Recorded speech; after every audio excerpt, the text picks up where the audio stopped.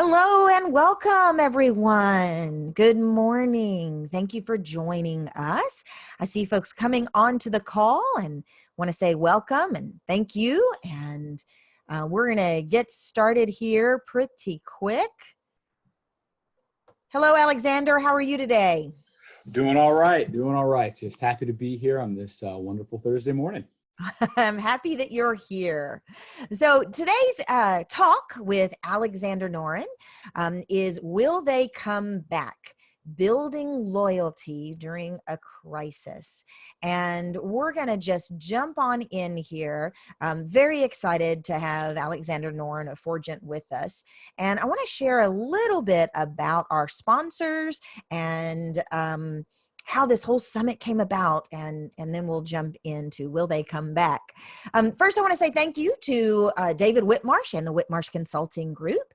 His team of super talented multi-channel marketing experts and HRIT consulting experts have just been so gracious in helping us spread the word and inviting folks like Alexander and other experts to share their expertise with us. So thank you, David, and your team. I want to say thank you to Insperity, HR that makes a difference. Insperity didn't hesitate when we reached out and said, would you sponsor our summit? They said, absolutely. What do you need? And I said, well, if it's not too much, what we'd like is something of value that we can give attendees. And what they came back with was, how about a free HR financial analysis report and debrief? And I asked a few more questions and found out that this is actually a pretty labor-intensive gift.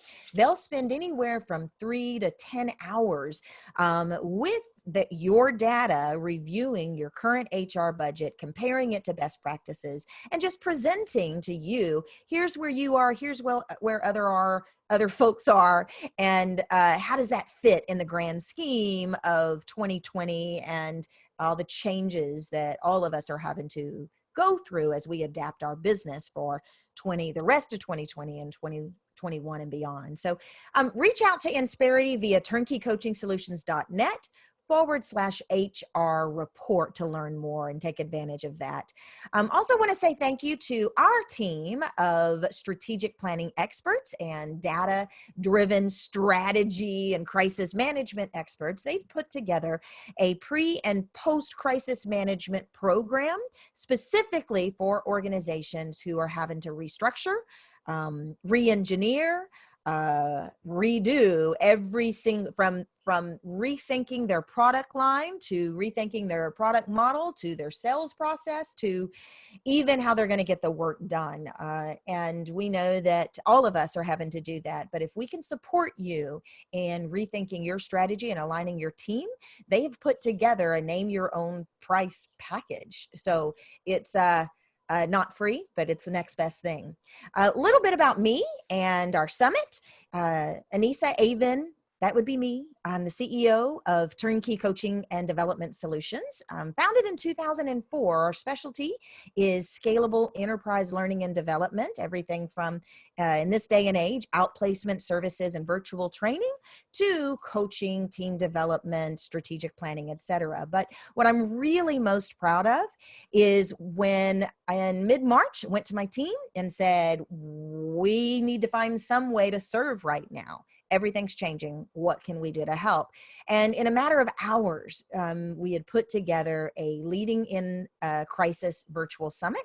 We're adding more speakers all the time. We're now going to go through May, every Wednesday and Thursday in April and May. So come back to that link often to see who have we added, and also reach out if there's a topic or a talk or a concept that you'd like for us to address for you or your team. Let me know. We have over 1,000 experts in our network. I am happy to find the right resource for us to be helpful during this series. So Alexander Noren, co-founder of Forgent. He's a speaker. He manages the podcast over there at Forging Employee Experience. We were just talking about him being a father of 3 young boys, all under the age of 3.5. Or am I stretching it? That's it, 3.5. He's a That's right. husband.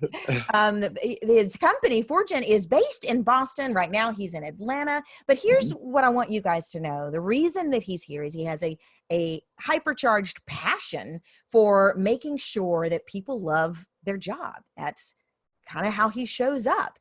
He believes that everyone deserves to work in a way that adds value and makes them happy. And as such, his focus has been with Fortune on boosting employee engagement, increasing morale, and decreasing employee turnover. So that's what we're going to talk about today. I'm going to stop sharing my screen. Alexander, tell us about you. What makes you the expert, and what are we going to learn today? Yeah, well, thank you. Thank you very much for that kind introduction. Really happy to be here.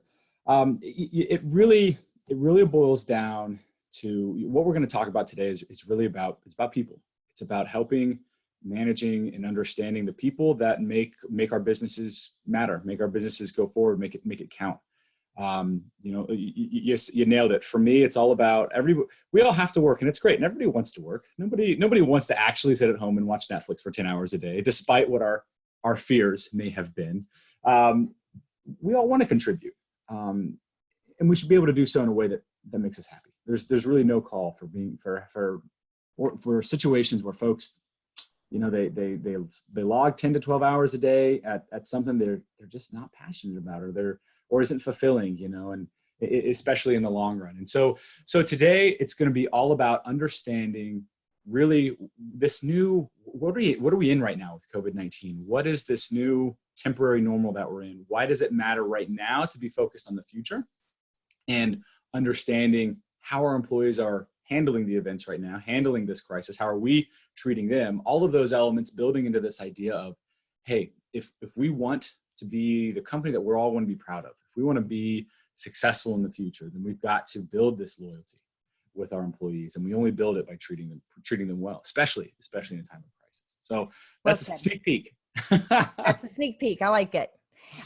So folks that have joined us, do feel free to ask questions, throw Alexander some curveballs, give him some hard questions, share with us. And if you want, I can share it not anonymously when we read the chat, what's going on for you and why you're interested in how do we get them back at the end of this? How to build loyalty while we're in the middle of having to do some very, very difficult and complicated things with our workforce, like furloughs and layoffs and downsizing and reduced pay for all of us, et cetera. Not to mention having, to me, the even bigger challenge of dealing with loss of life in our families and our loved ones and our coworkers.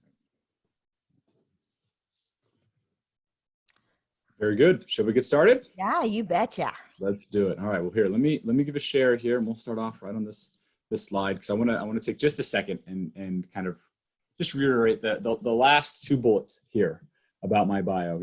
Fortune, I'll just say, we're all about helping organizations better understand how their people are feeling and what to do about it. Right? It's not enough just to know, hey, folks are feeling a certain way, but really, what do we do about it? And like Anissa said at the beginning, it all stems from the most important thing to me in my life is my family.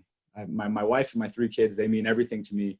And, I got to leave them for the bulk of the day, every day, to go to work. And that's fine. That's okay. And everyone else is in the same boat, right, with their kids.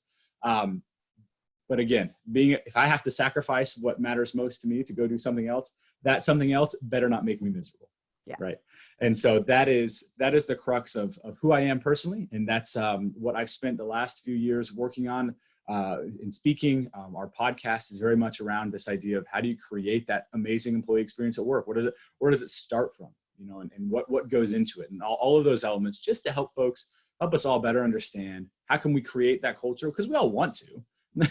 Nobody doesn't want to make their workplace great, but how do we do it? What are the steps that it takes? It takes effort, and how do we apply that in a way that's efficient, productive, and going the right direction? So that's just a little bit of context about me. But let's go ahead and dive right in. And like Anissa said, if you have any questions, feel free to ping them in the chat. I don't have the chat right open on my presentation screen, so I'll be manning that. Sounds good. Flag me if we need to slow down, repeat, or skip ahead, and we'll just make this the best for our wonderful attendees here today. Perfect. Okey-doke. Let's go next. So I have to, I'm sure I'm not the only person that ever says this to you.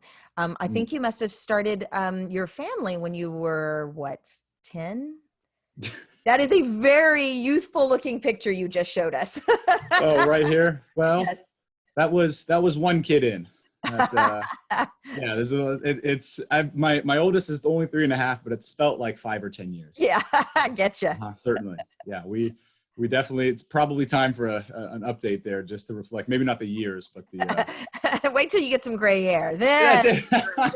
that's what Photoshop's for. We'll take care of that's that. right.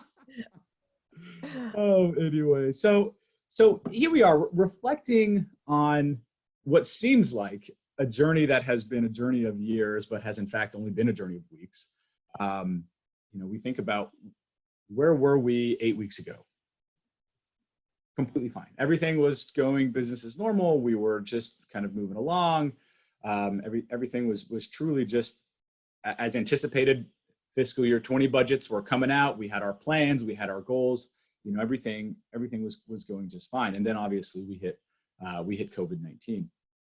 Now, over the last few weeks, I've had the opportunity to interview probably about 36 HR professionals and other HR consultants, just to try to understand what is this current normal for you? What is it like? What has happened in the life of your employees? And so I want to just briefly review as a backdrop, as a context for where we've been and where we are right now, to better understand where we need to be looking and where we're headed.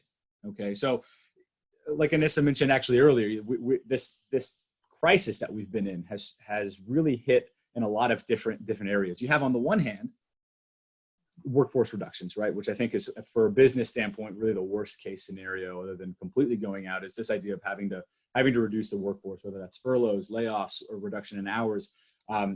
There have been, over the last 8 weeks, just a lot of that going on, and it's been very difficult for a lot of people. Okay, and so there's on the one hand, you have this not enough work anymore because industries, hospitality, travel, a lot of sporting based industries, they're all just drying up right now. Okay. Then on the other hand, I was chatting with a gal who works for a video conferencing application, and as you can imagine, they've grown by about 1,000% in the last 2 months, which is a good problem to have, and there's definitely no complaints in that call. But at the same time, there is still a huge amount of stress to say we've got to onboard, we've got to build more people, we've got to get more people trained up and ready to go. We've got to make sure that our employees are being, it's 120% right now. We've all got to just keep contributing to make that happen. And that's just talking about the work elements of what's going on. And then you take into account the personal elements, the fact that a lot of folks don't want to work from home, or weren't prepared to work from home, or don't know how to work from home, because it's very much a skill. It's a conversation for another time, but this idea that, hey, there are so many other factors, let alone the business impacts that are occurring in the individual's life. So it's been a roller coaster for sure, right? Of this idea of 8 weeks ago, we had no idea what was going to happen. And then it started happening. We still didn't know what was going to happen. Even today, there's definitely a lot of unknown. I think we've stabilized a lot, but it's a lot has changed. I actually just read an article the other day about proposing that Zoom should be a utility company, much like phones, wow. which I thought was a pretty interesting. We would not have called that at the beginning of 2020. No way. So it's definitely been a time of change. But here's the thing. I was going to interject. Go ahead, yeah. Just to put an exclamation point on exactly what you're saying. I'll see if I can quote these statistics, but it was actually an article in Forbes where a poll by the Kaiser Family Foundation had asked about the psychological toll of the pandemic, and that survey is exactly as we would guess, but I found it pretty interesting. 45% said that it's affected their mental health, 19% that it's had a major impact, and then as it continued, 69% said that it's been the most stressful time of their career, and 88% said they had experienced moderate to extreme stress as a result of it. So, we all know it's stressful, but to think that 88% of your workforce potentially is experiencing the most extreme stress of their entire careers, that's something Mhm. That's something you can put your finger on and say, it's more than we need to pay attention to this. It's what are we going to do to pay attention to Exactly. this? Exactly. You're exactly right. And I'll say as a brief tangent, one of the things that I do like about hearing those stats is that for many of us, we're in that 88%, and just to know that we're not alone, right? Yeah, right. If we're in that 88% and feeling, oh my gosh, I can't handle it. This is overwhelming. You're in the majority right now. We are all feeling that way. So thank you for sharing those stats, because it really does highlight the fact that this isn't a, and it's interesting. What I'm transitioning to right now is this idea that the current normal, this is how we are currently at today, but it's not forever. Okay. Excuse me, wrong way. This is not forever.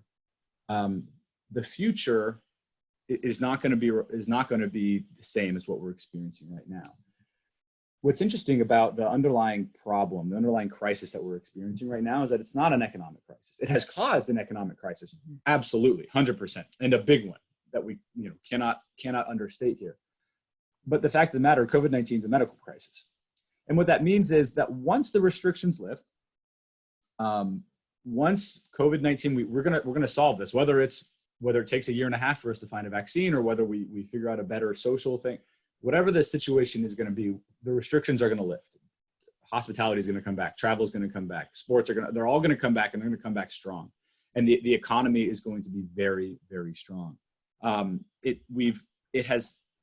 the effect that it's had, okay, is going to change the landscape of how we do work. So the volume of work is going to pick right back up, and there's going to be a big push for, the unemployment's going to go down because those jobs are going to come back.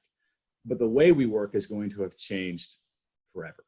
Okay. And that's something that right now we have to start wrapping our minds around and handling today, so that we can be prepared to be successful in that future of work, which will be a place where there's less depression, there's less unemployment, there's less unknowns. It is going to be a better place, but it's going to be a different one. And so understanding the future and understanding that COVID-19, though it seems very overwhelming right now, and has had a huge amount of change, is not going to be, we're not going to be crippled forever, and we're going to come out of it. So here's the real question. Here's really kind of what the point of today's conversations is really hinging around. We are all in survival mode right now. We're all in, let's keep our businesses going. Let's keep our people employed. Let's deal with tomorrow when it comes. There's a very strong amount of survival mode right now, and that's fair. That's to be expected. That's very understandable. But at the end of the day, the crisis is going to end, and employees are going to come back to work. They're going to be able to come back to work. So the big question, the real concern now, and I say now because in the last 8 weeks, it was very much a putting out fires and making sure that we can mobilize a remote workforce and all those sorts of things. But most of that has happened, and we've kind of stabilized, at least to a certain degree. So as we're in it right now, we have to be forward thinking, and we have to be asking ourselves this one question: when the employees come back to work, will they come back to work for you? Okay. Will they come back to work for you? Yeah. Why should they? It's been a tough few months. A lot of things have gone on. Why should an employee stick with your company? Well, now's the time to show them why. Now's the time to build that loyalty and say, hey, listen, even in the worst, like that stat said, even in the worst challenge, the worst time of your career, our company was there for you and we helped you. That is what's going to build that loyalty that we're going to need to survive what I'm going to talk about as the second crisis here in just a second. And to cue that up, in the 12 months that follow the end of COVID-19, this happened back in 2007. Back in the financial crisis of 2007, there was a huge amount of turnover right after 2007, and we're going to see that, and it's going to be even more pronounced in the organizations that don't build that loyalty among their employees. And so this idea that once the crisis ends, we're gonna have another crisis. Some folks will have another crisis to deal with, and that's the crisis of rehiring all the employees that left in response to COVID-19.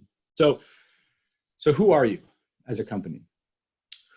How we treat our employees, how we treat the people that come to work for us, is really the definition of the company, right? At the end of the day, the people that get the work done, and that's talking about from the beginning, the people that actually run the business, the ones that are actually pushing product forward, that are customer facing, that are creating this experience for the customer, to make the business worthwhile. That's the employees. That's who they are. That is who the company is. And how are we treating them right now? Now, it's interesting, even organizations that have to do layoffs, listen, if we treat adults like adults, intellectually, though it's still very difficult, we need to be cognizant of that. Intellectually, we understand that sometimes layoffs, they happen. Maybe there's definitely an element of, well, why me exactly? And what am I going to do? And those are all very tough questions. But at the end of the day, even things like layoffs don't have to be what define us as a company. But do we treat the people that we have to lay off with respect and dignity, and give them as much notice as we can, and try to offer within reason as many resources as we can? And then the folks that hang around afterwards, how do we treat them? How do we help them not have that survivor's guilt, right? Yep. So I have a question about this, and you may be about to get to this. Yep. So stop me and move forward if you're going to get to this here shortly. But here's the challenge. Most of us know what compassion means, and in our response to furloughing employees or layoffs, our intention is to be compassionate and to do this with whatever level of enlightenment we're capable of, right? And yet not everyone achieves that, because there's a motto I live or try to live by. It's in regards to my communication, and it's the meaning of my communication is the response I get. So even though organizations are aiming to be compassionate and aiming to respond with greater effectiveness for managing those relationships, they're not all doing it well. How exactly are they supposed to know if they're doing it well? It's not enough to have anecdotal evidence of your buddies who said, oh, you did that so well, or your peers who are like, oh, thank God that's over, you did it great, right? There's more to it than keeping your finger on the pulse of how it's really being perceived. Right. Yeah.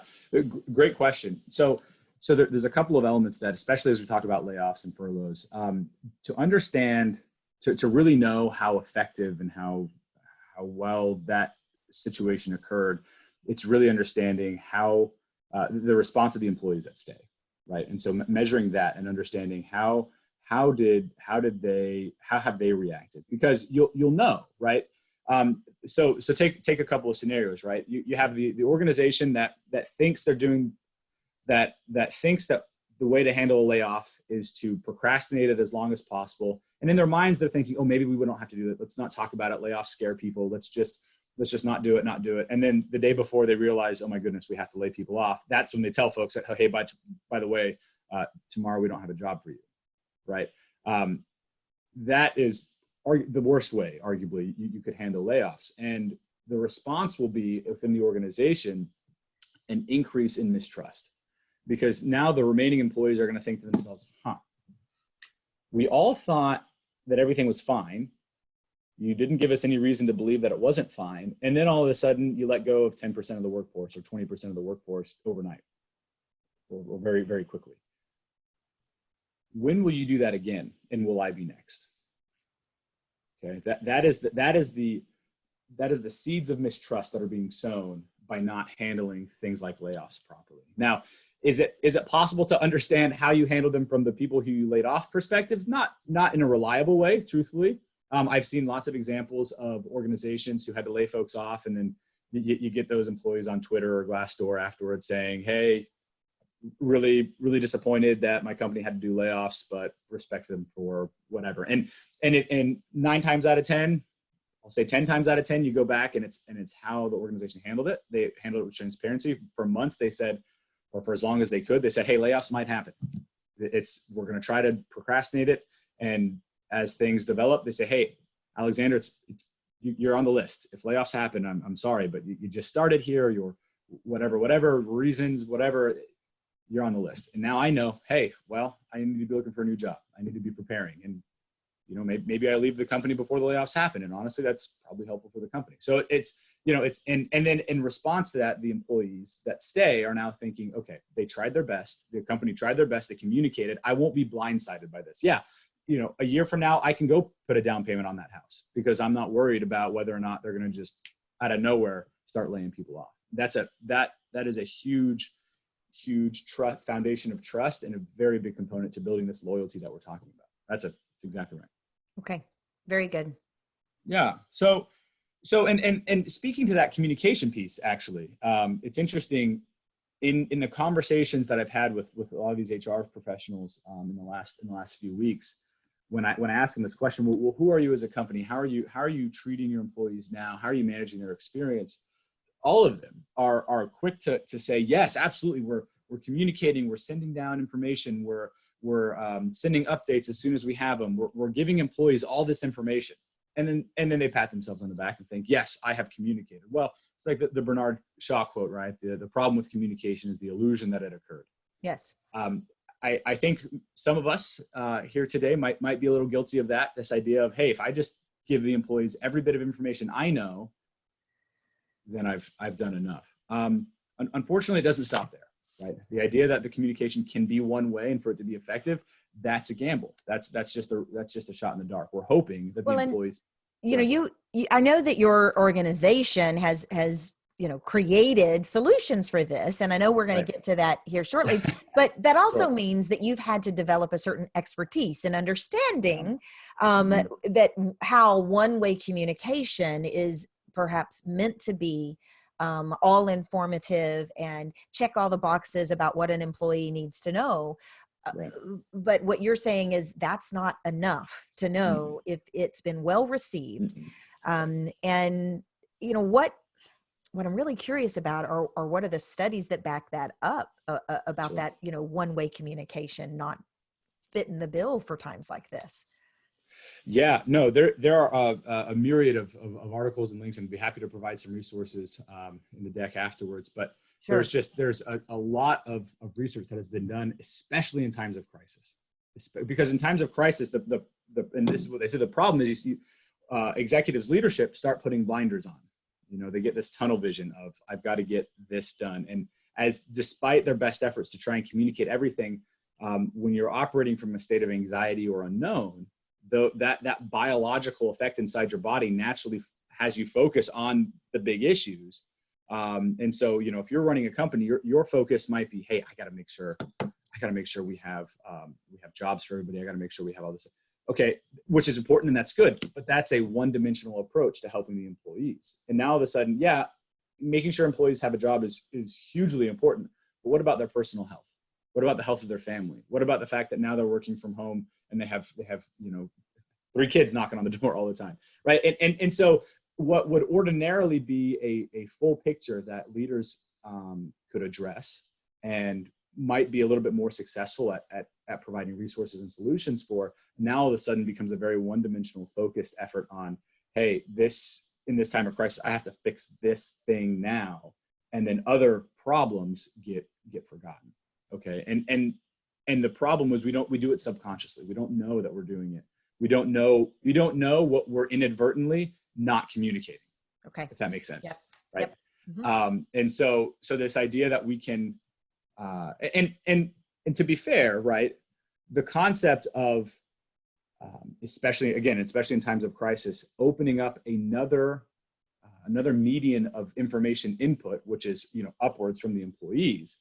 That is very it's exhausting. It feels risky and exhausting, and one more thing on my to-do list, frankly. A big thing. Yeah. If all of a sudden, if I'm sitting here and I can manage my Alexander box and I can say, okay, kick out this communication, talk to this person, do this, and I'm in my zone and I'm trying my best to do everything.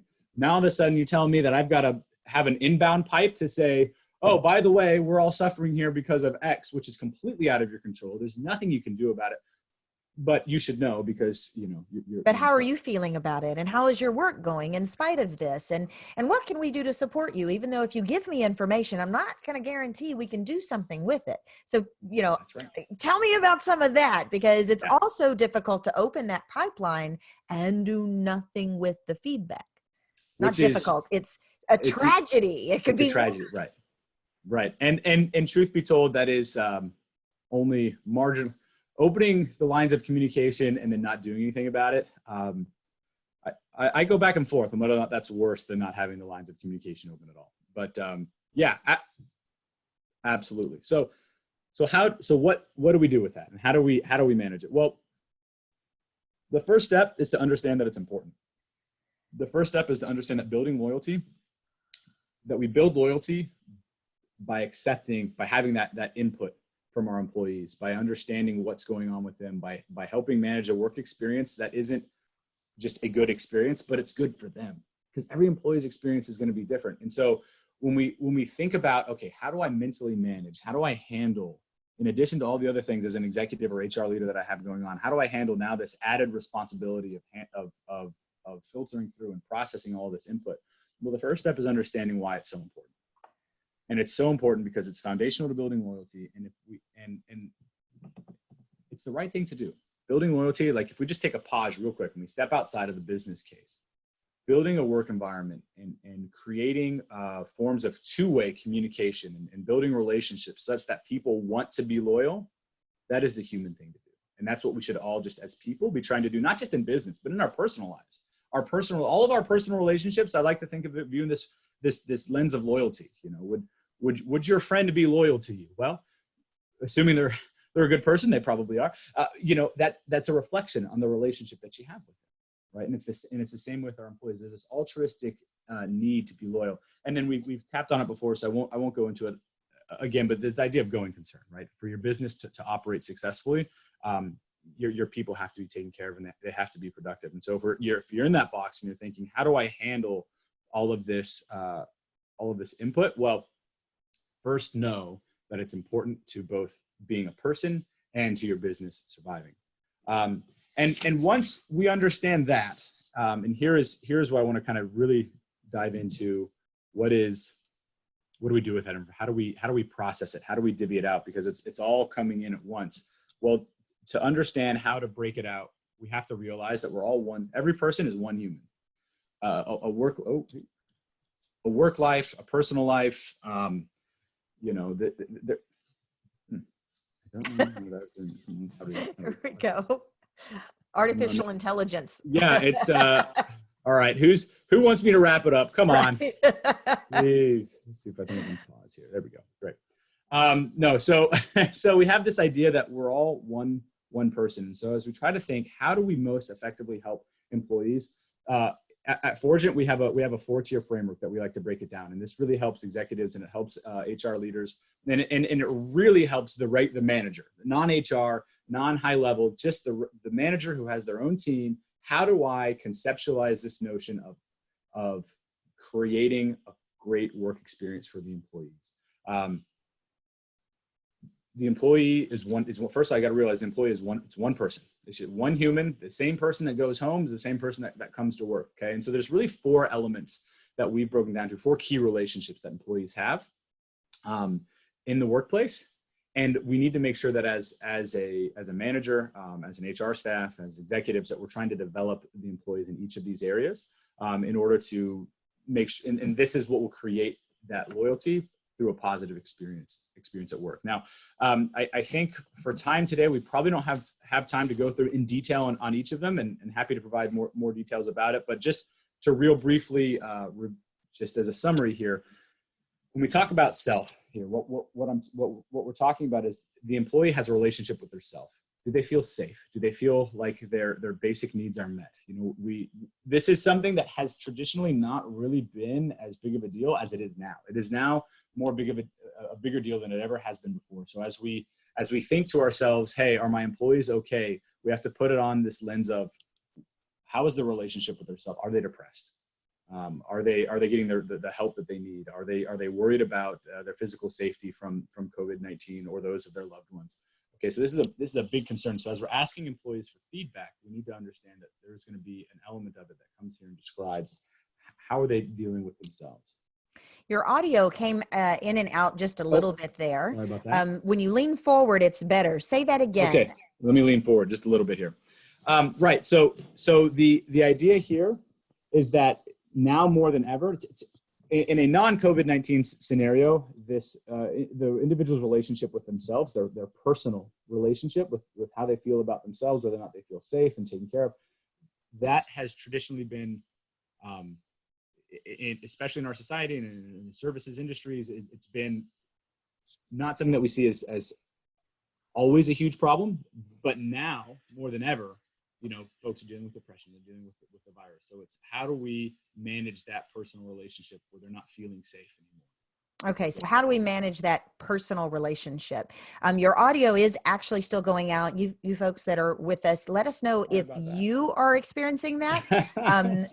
If you are and we need to repeat something, we will. I know that I saw a study that said that 20% of adults, so working age adults, report having a mental illness. Those are the ones that have been diagnosed or had a reason to say, yes, I have some challenges, whether it's depression or other mental illness. And that's just the ones that have sought help. And what I'm hearing you say, related to our society, is that there's stigma involved with this kind of self-care, and not all of us will reach out to get help, let alone acknowledge some kind of a diagnosis or prescription, so to speak. And also right now that is more pronounced than ever. Yeah. Right? With the current situation that has been exacerbated. So as we think about how do we create loyalty with our employees, being empathetic and being supportive here. Understanding that Go ahead.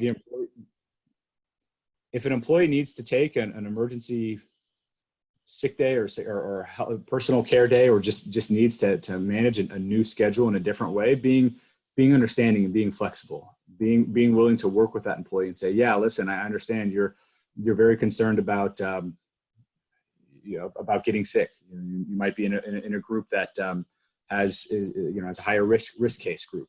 Okay. Well, how can we help you feel more safe in your work environment? How can we help you are there resources that we can provide you? A lot of organizations right now are and rightly so, putting out training on grief management, on depression therapy, basically. And how do we support that as managers to say, listen, here are the resources you need, or tell me what resources can I help you with, right? Just being open for that conversation. So I know some organizations are really taking a proactive stance to making sure that they are offering mental health resources. And they're using technology to communicate those mental health resources, as well as I know of some organizations who are actually going a step further and having licensed counselors on call. We have some organizations that are providing their folks with meditation platforms via their mobile phones. And as you mentioned, virtual education on coping and stress management and grief management. And technology can really help with that. Absolutely. And there's, for organizations out there that are budget sensitive, there are lots of very low cost solutions out there. So there's not really an excuse not to be doing something in order to help folks cope with it.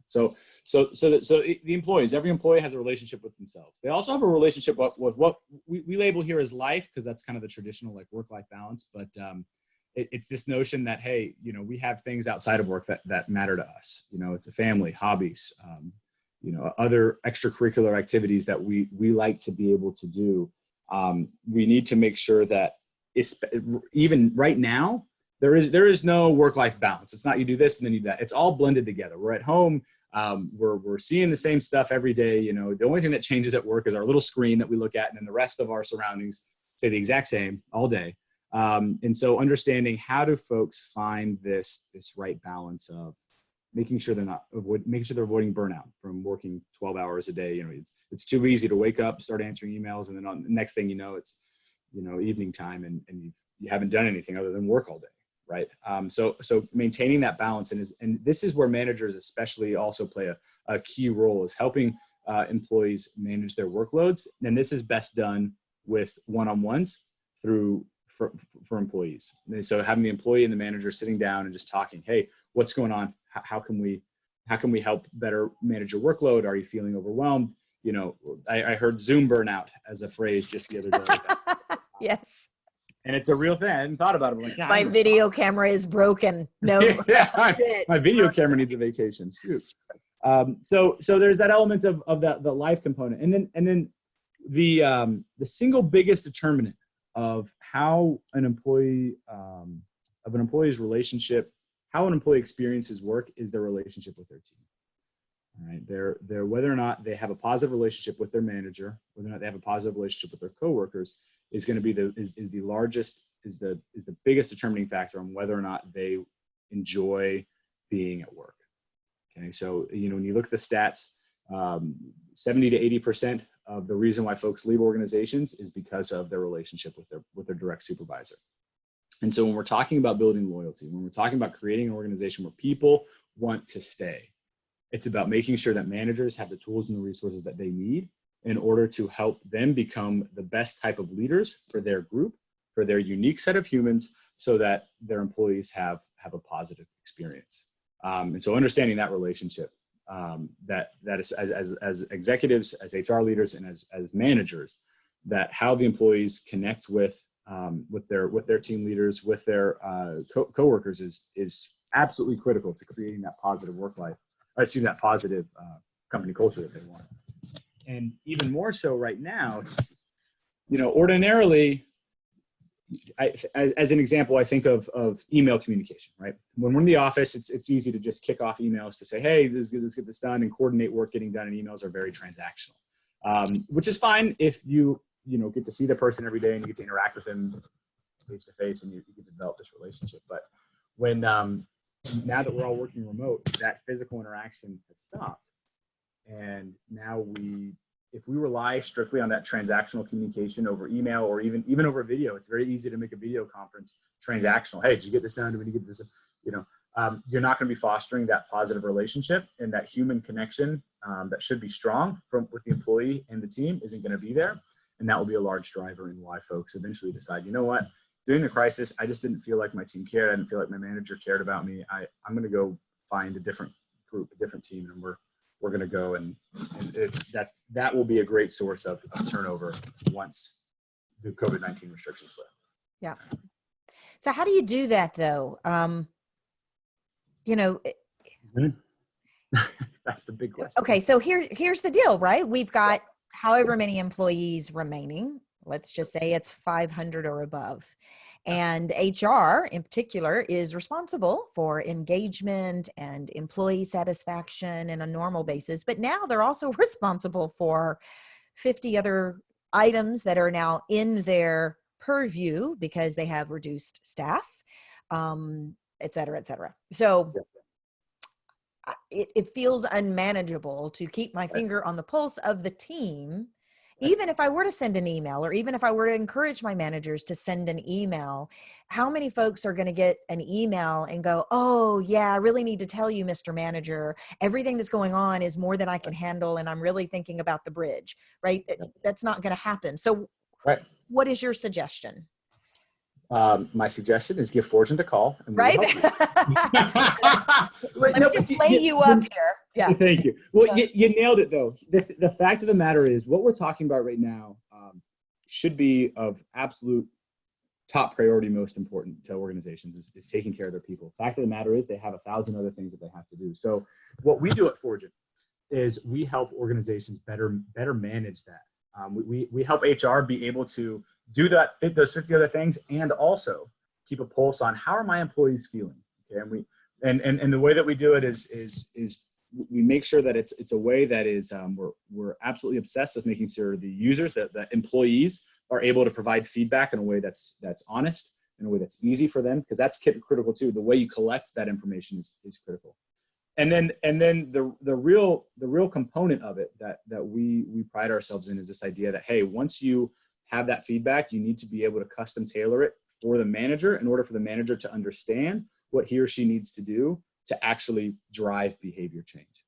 And so truthfully, yeah, you talk about a 500-person organization. It is a manually insurmountable obstacle to be able to keep track and help your employees in the way that you can.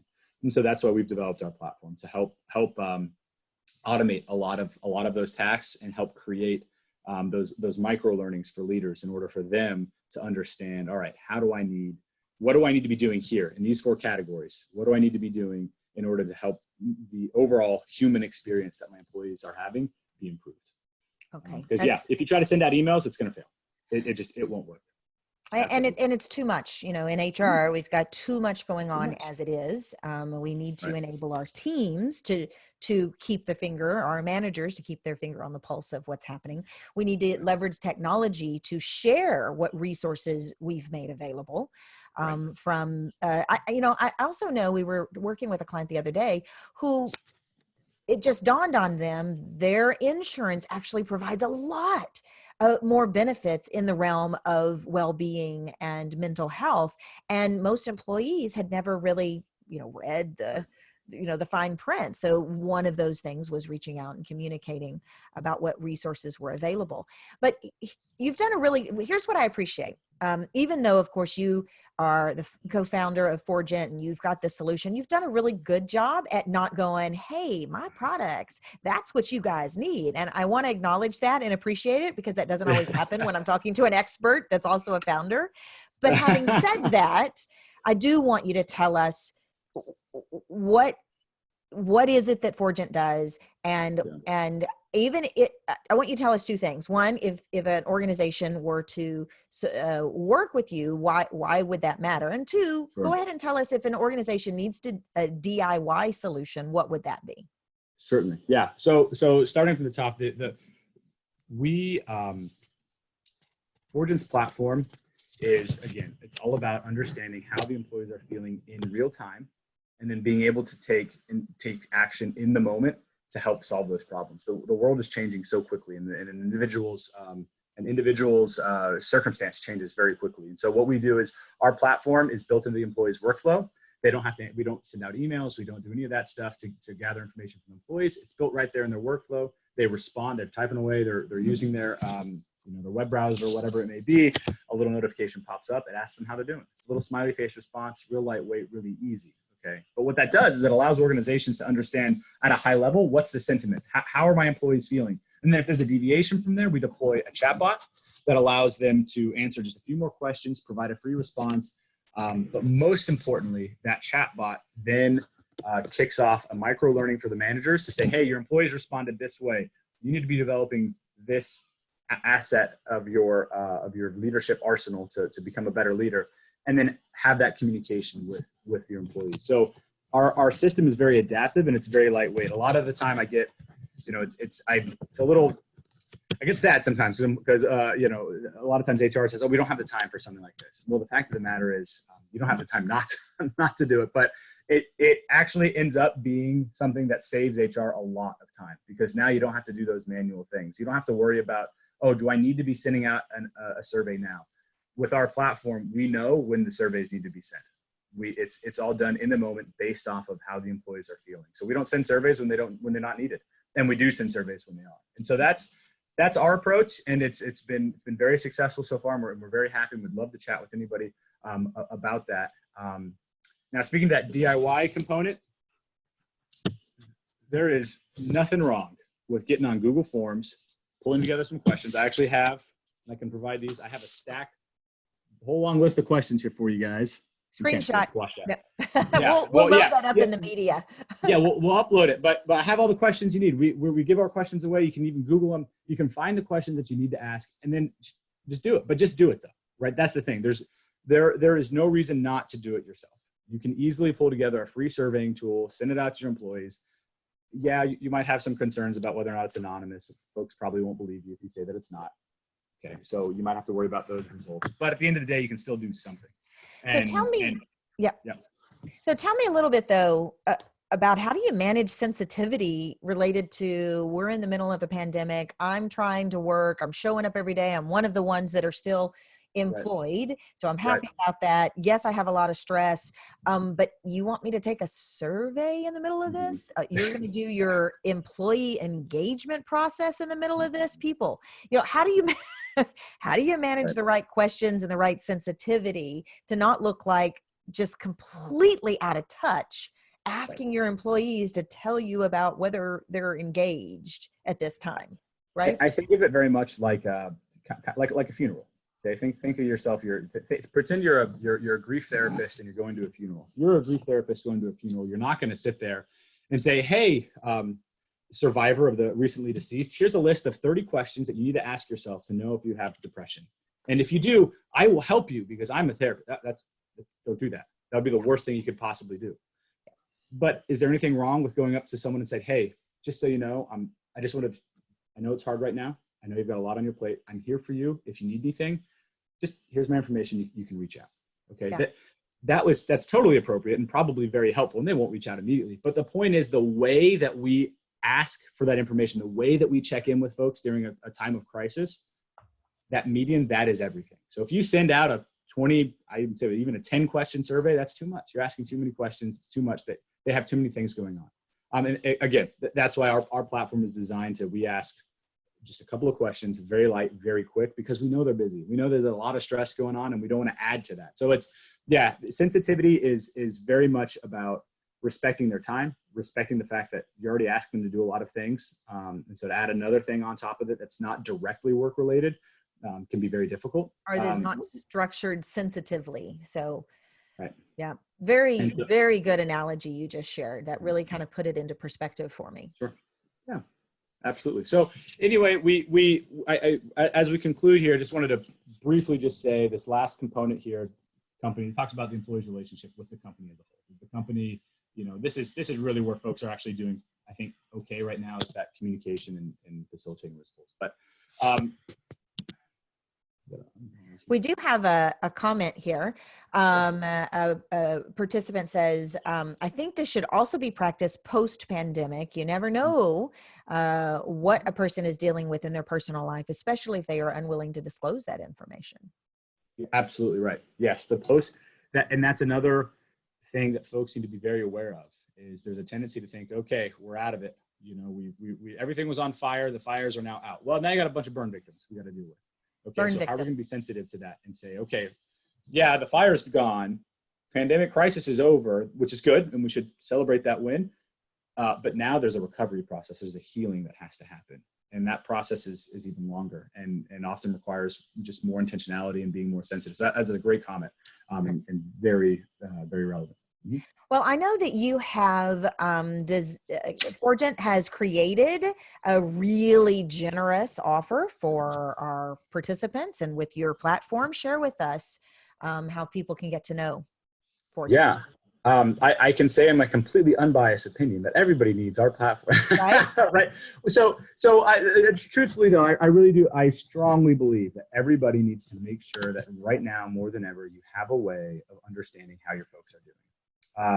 I also know that HR budgets are zero. They're less than zero. And so to say, hey, you're going to have to pay for something that you really need, but you can't afford, that's not what we're about here at Forgent. And so our offer right now is that we want to give our platform away for free. Just take it. We're happy to onboard you. We're happy. This is no commitments, not hey, tap free for 3 months and you're locked into 12. No, it's just a true as it gets free offer to say, just take care of your people the best way you can. And when we come out of this, we'll figure something out. But right now, more than ever, you need to know how your folks are doing. So please just use it. Just take care of your people. So that's our offer right now for the community, to free access to our platform. I love that. I want folks to know how to get a hold of you. So I'm going to share my screen.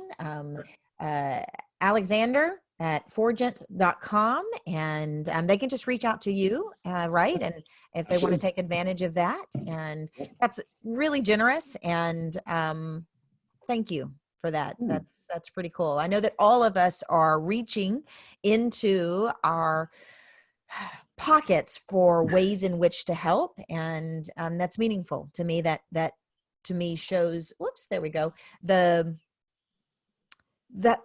values that your business operates out of. So thank you.